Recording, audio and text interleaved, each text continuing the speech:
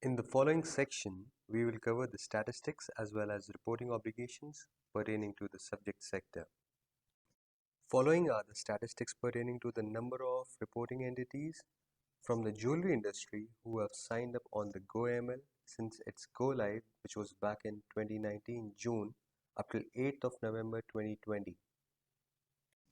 And following are the number of reports filed by the jewelry sector in the aforementioned period. When looking at these numbers, we'd strongly like to encourage the sector to spiral up their reporting regimes. In the upcoming slides, let's go over the responsibilities and obligations of Designated Compliance Officer or the MLRO.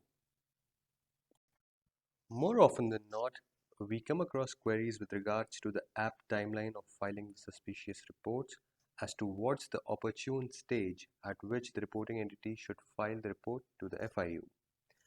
While we understand that this query has inherent subjectivity, as circumstances might vary from case to case. However, the following two excerpts from the pertinent laws and the bylaw indicate that the reports have to be filed as soon as possible, or in other words, without any delay. In terms of GoML as a tool, the reporting entities must understand that this is the only or solely available option for them to file suspicious reports to the FIU. In other words, the FIU does not entertain reports which may be filed by any other means such as emails, hard copy letters, CDs, USB pen drives, etc. It's imperative that the report is filed using the appropriate report type which is commensurate to the rationale of reporting. Also, it will be vital for the technology teams of the reporting entities to understand the various methodologies which can be used to file reports and design the SOPs as such. Web-based reporting is a relatively basic method wherein the reporting entity has to key in the data in a web-based form.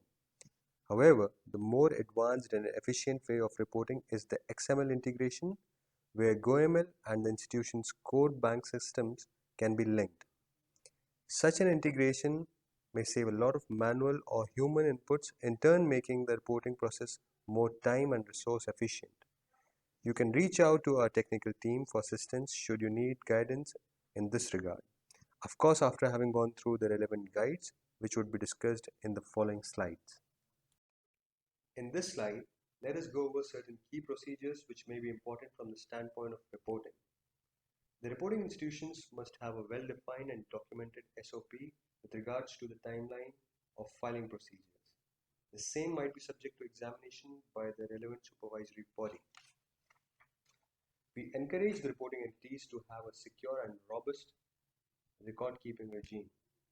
The draft reports initiated at the reporting entities are only valid for 15 days.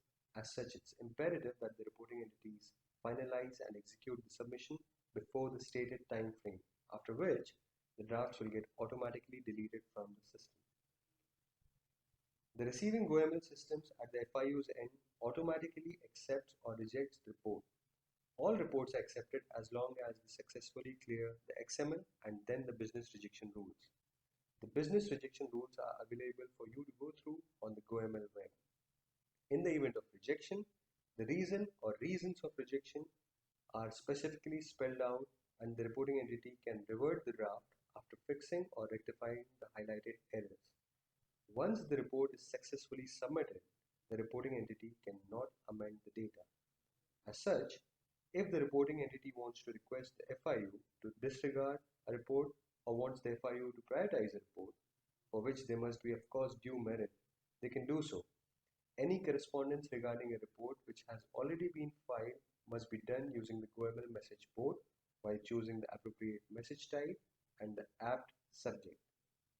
Any other journal guidance related to reports or the filing expectation must be sent to the FIU using its dedicated email, which is fiustr@uaefiu.gov.au.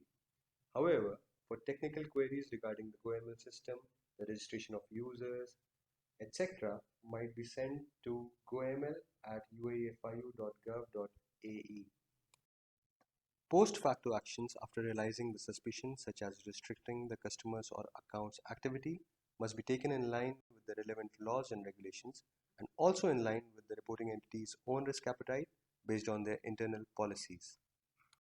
There are situations at times wherein the compliance regimes are confused if their actions might lead to tipping off. In that regard, we recommend you to go by the approach which is in line with the following parts of the relevant laws and regulations. Now let us go over some of the best practices that we highly recommend the reporting entities to adopt in order to bolster their compliance programs. It is integral to embed a culture of compliance throughout the organization, where compliance is everyone's responsibility and not just that of the compliance officers or the compliance departments. This would also merit imparting due training and knowledge sessions to the staff and especially to the frontline staffs. We also encourage you to tune your monitoring systems based on the real-life rules and scenarios corresponding to your industry's risks, wherein the alerts can be generated more efficiently and accurately. The institutions must have a duly documented process of internal reporting, investigating, and escalating the reports to the FIU, ideally with a maker, checker, and approver concept to ensure the integrity of the information. We'd like to stress on the expectation that the compliance function must have its due independence and under no circumstances must be influenced by business in terms of the investigations and reporting. The MLRO and the Deputy MLRO must be the key focal points for liaising with the FIU and should be available at all times to answer queries which might be addressed to them at any given point of time. Upon the successful submission of any report, the FIU sends an acknowledgement to the reporting entity about the receipt of the report. Furthermore, the FIU may even send a bespoke response to a particular report through the message board. The reporting entity may also choose to respond to FIU's response, should it merit, also using the GoML message board.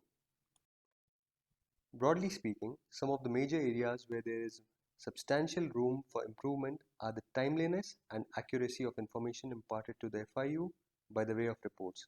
While both factors are equally important, in order to maximize the accuracy of information, the reporting entity must ensure the right input in the designated fields on reports, attach the right attachments, documents, and proofs, and must most importantly choose the most relevant reason for reporting, as that plays a major role in our procedure of risk rating and also prioritizing the report. Finally, we would like to strongly encourage the designated compliance officers and their deputies to peruse through the web submission guide in depth and obtain due understanding of the elements such as report types and the appropriate use of fields. We'd like to take this opportunity to thank you for your cooperation, and we look forward to constructive engagement with you as we go further. Thank you.